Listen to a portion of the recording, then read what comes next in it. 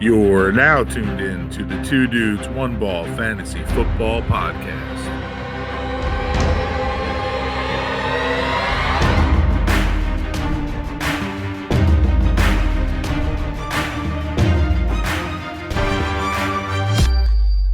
And welcome in, everybody. We are back, dude. We are back from our hiatus. I am the host, Mike Leck, alongside my partner, like always, Ryan Green. We took a nice hiatus because my man here is I'm just going to let him take it away. Go ahead, Ryan. Why were we gone? What's happening? How's the Nets doing?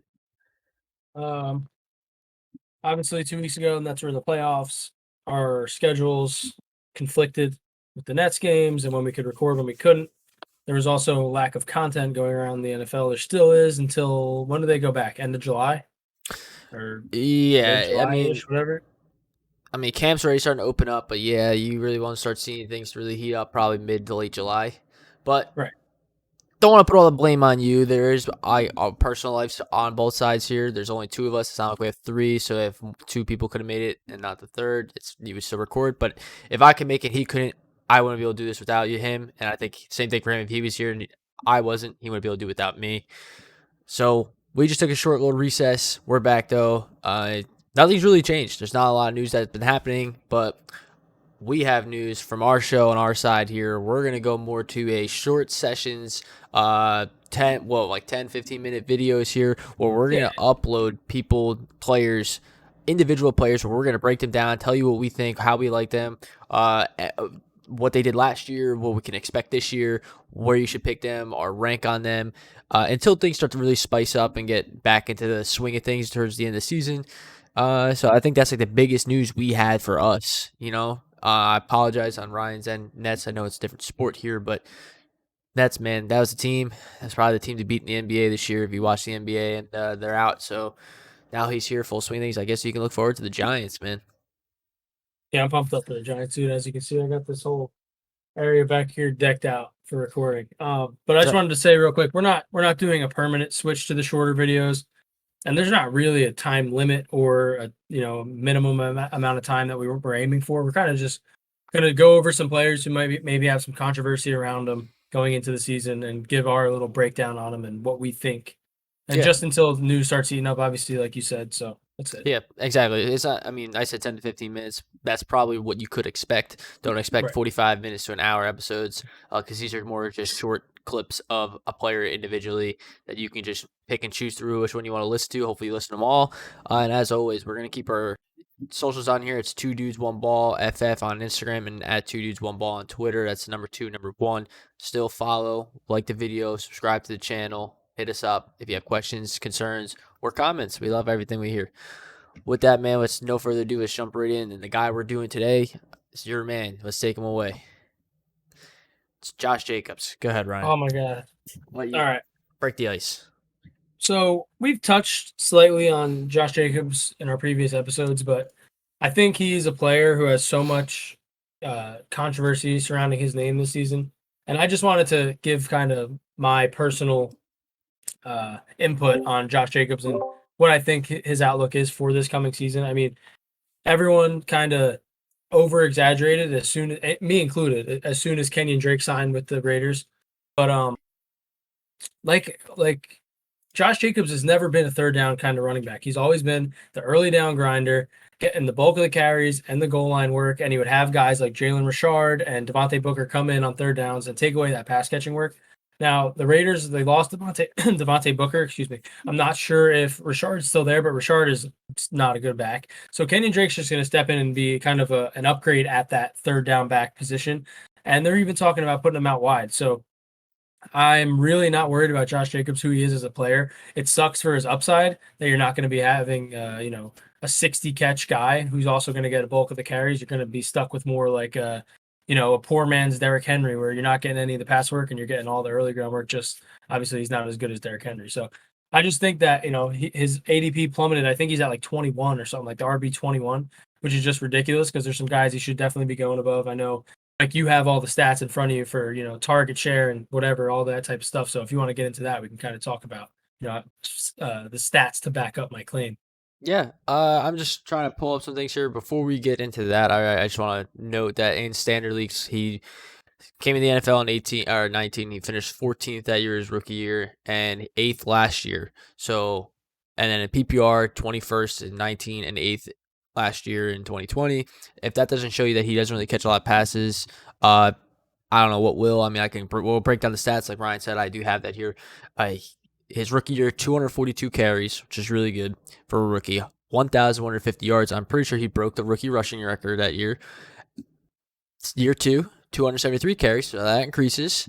1,065 yards, that came down. Yards per carry came down, but the touchdowns went up. But both years he had rookie year 20 catches, second year 33 catches for less than 250 yards in both seasons. So you don't really see, and no receiving touchdowns in either year. So that kind of hurts you in a PPR format.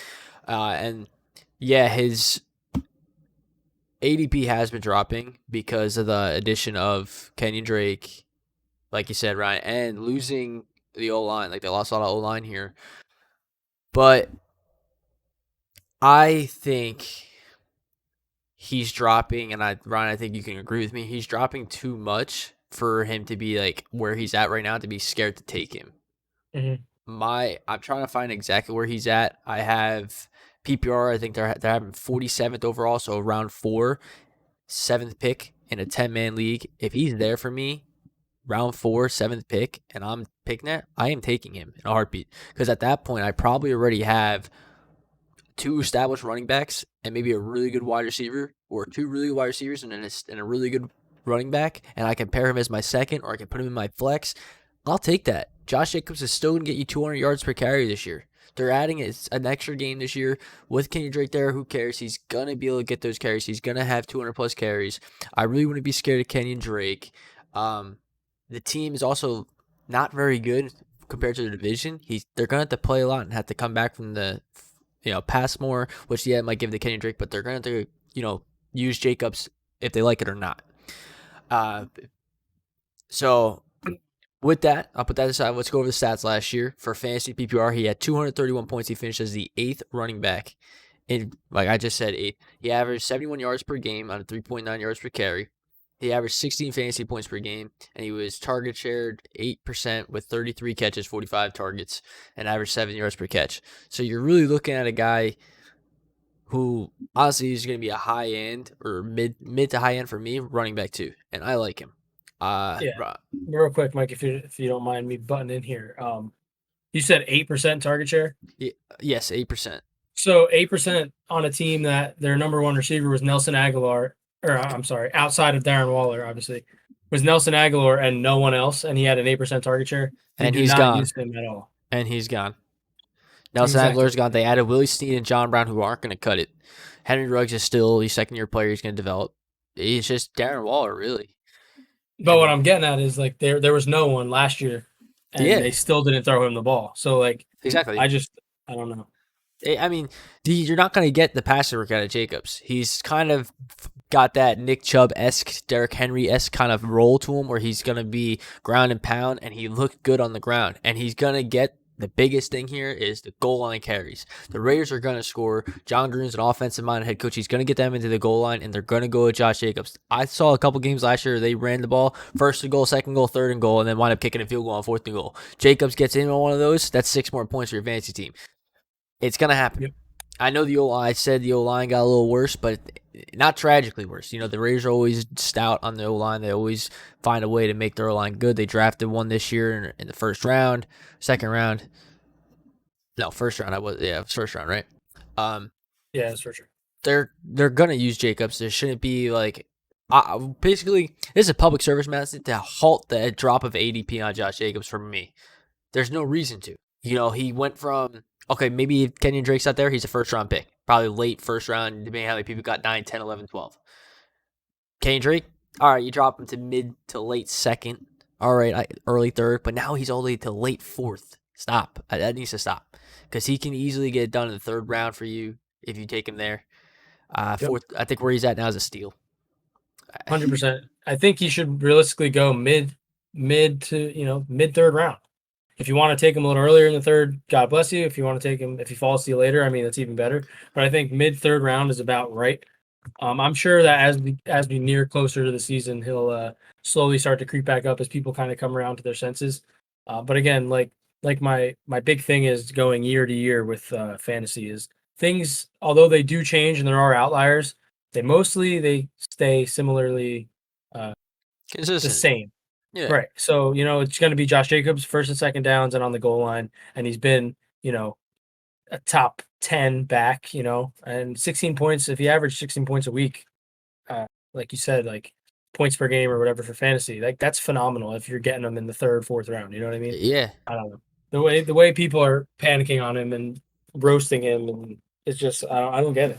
They have a sour taste in their mouth, and I mean, I don't think it should be, as long as he doesn't get hurt, which he was fine last year. He didn't really deal. He exploded coming on week 1 against Carolina, and then he kind of just rode mediocre throughout the year. But then he did give you great performances, and yeah, he did have some stink weeks. But every player, I mean, I can list everybody who's gonna have stink weeks. Derrick Henry has stink weeks. He had a 6-point game last year. Dave Montgomery had a 5-point week last year. Jonathan Taylor, another one so many people are high on. He had a 6-point week last year too. So He had a couple down weeks. these guys are gonna have down weeks. They're human. It's gonna happen. The teams are not gonna perform the way they should against certain competition. So expect that. But Josh Jacobs should not be dropping so much, and people shouldn't be roasting him for what's going on, because realistically he's a great runner, and he's gonna get the ball, like you said, first, second down, and they're gonna look to, if their defense is bad, what are they going to do? They want to try to kill clock, keep that defense fresh, because they're going to need everything they got of that defense and try to score points and use their key weapons, and that's Darren Waller and Josh Jacobs on this offense. Yeah, you said people have a bad taste in their mouth, and that reminded me something I forgot about. Oh, when he did last year? Yeah, when he tweeted like whatever he said, I'm not playing. Yeah, it got me. That's kind of fucked up. See, he tweeted that he wasn't playing for the game, and it was week 14, which is the start of fantasy playoffs for a lot of people. I sat him in a week in the league I needed to win, and he tweeted like right at the game, and all of a sudden 105 comes around. You can't edit your lineup, and he's jogging out in a helmet and pads. And I put Booker in, who's his backup, and Booker got like less than a point because of the fact that he barely played, because Josh Jacobs played. Jacobs gets like 20 points against the Falcons that week or something. And I'm just like, so that really hurts people, and they kind of troll him. So I guess he deserves kind of the trolling back with Kenny Drake, but it shouldn't affect his ADP as much as it is, and the player that he is. Yeah, so I mean that's pretty much it. I think the end all advice here is to just don't hate players based on like the group think that is fantasy football. You got to really take things with a grain of salt and look into the situation a little deeper, and don't be scared of a guy like Josh Jacobs. Exactly. All right, man. Well, that's it. Yeah, that's it on Josh Jacobs. Get the hell out of here. Hope you guys like that one. Josh Jacobs, don't be scared of him. That's your boy JJ, not Justin Jefferson, Josh Jacobs. All right, everybody. We appreciate you watching, and as always, peace and love. God bless. Thank you for listening to the Two Dudes, One Ball Fantasy Football Podcast. Please like, subscribe, and comment below.